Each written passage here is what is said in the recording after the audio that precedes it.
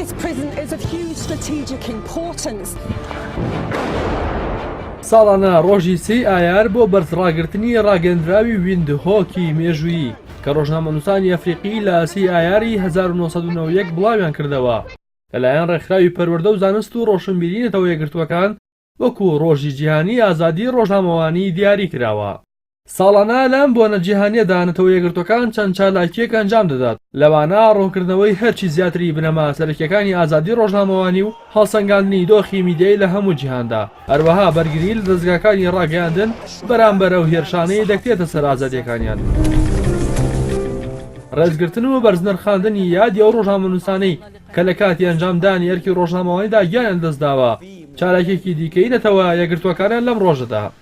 ئەمساڵ یادی 26مینی ئەم ڕۆژە جیهانیەیە لە ئەدیس ئەبابای پایتەختی ئەسووبیا و لە بارگای سەرەکی کێتی ئەفریقا لە نێوان یەکبۆسی ئایار کرایەوە.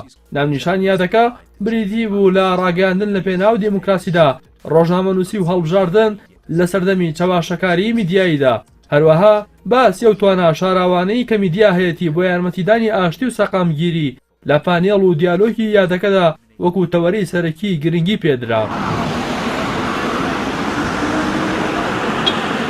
ئێمە لە عێراق و هەرێمی کوردستان لە کاتێکدا میادەتەکەینەوە کە ساڵانێکی زۆر خراپی پێشێلکاری مافی ڕۆژنامەنووسان و ئازادی ڕۆژنامەوانیمان تێپەڕاندووە کە لە دوای ساڵی 2023 تا ئەمڕۆ عێراق لە ڕیزبەندی جیهانیدا خراپترین ئەزموونی پێشکەش کردووە.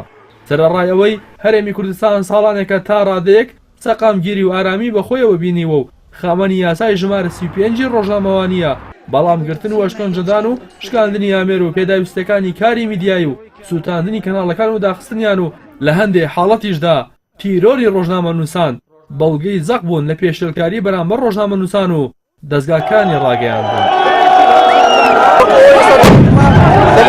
ئەوەی جێگەی نیگەرانیە تا ئێستاش لە هەندێک حاڵەتدا دادگاکانی هەرێمی کوردستان کار بە یاسای ژمارە 35 ڕۆژنامەنووسی ناکەن و هەندێک جار بە بیانووی ئەوەی یاساکە مادە و بڕگەی تایبەت بە دۆسیەکی نییە کار بە یاسای سزادانی عێراقی دەکەن لە کاتێکدا ئەو یاسایانە دەیان ساڵە دەرچوون و پێویستیان بە هەموارکردنەوە هەیە و لە هەمووشی خراپتر لەلایەن ڕژێما دیکتاتۆرەکانی پێشووەوە دەرچوون کە بۆ خۆیان تارمایی مردن بوون لەسەر هەموو ئازادیەکان. ئیتر چۆن دەتوانن ماف بۆستەم لێکرا و بگێڕنەوە و دادپەروەری بچەسپێنن.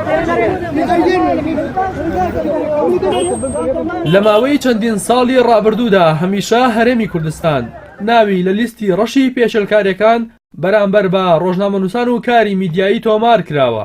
بەڵامەوەی جێگەی نیگەرانیە ئەوەیە حکومەت و دەستگا ئەمنیە پەیوەندیدارەکان خەمساردانە لەگەڵ ئەو راپۆرتانەدا مامەڵەیان کردووە هەندێک جار بە تەواوی زانیاریەکانیان ڕەت کردوێتەوە هەندێک جاری تریش هەروەکو خۆی سیستەما دیکتاتۆرەکانی ناوچەکە ئامادەکارانی راپۆرتەکانیان بە سیاسی مامەڵەکردن لەگەڵ هەرێمدا تۆمەتبار کردووە.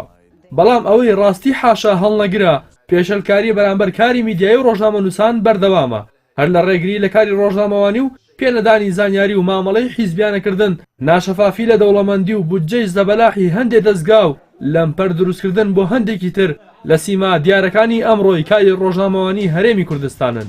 بەڵام بە بڕوای ڕۆژنامەنووسان خەباتی ڕۆژنامەنووسان و بەردەوامیان لەسەر گەیاندنی پەیامی خۆیان لە ڕووماڵکردنی زانیاریەکان وەک خۆی بەڕای گشتی خەباتێکە بە قوربانیدان و بەردەوامی و کۆڵنەدان سەردەکەوێت کە دڵنیان ڕۆژنامەنووسان لەسەری بەردەوام دەبن.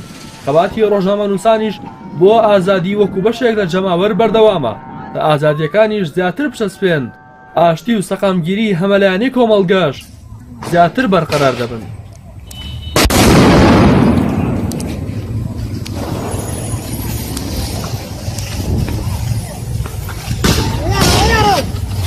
Para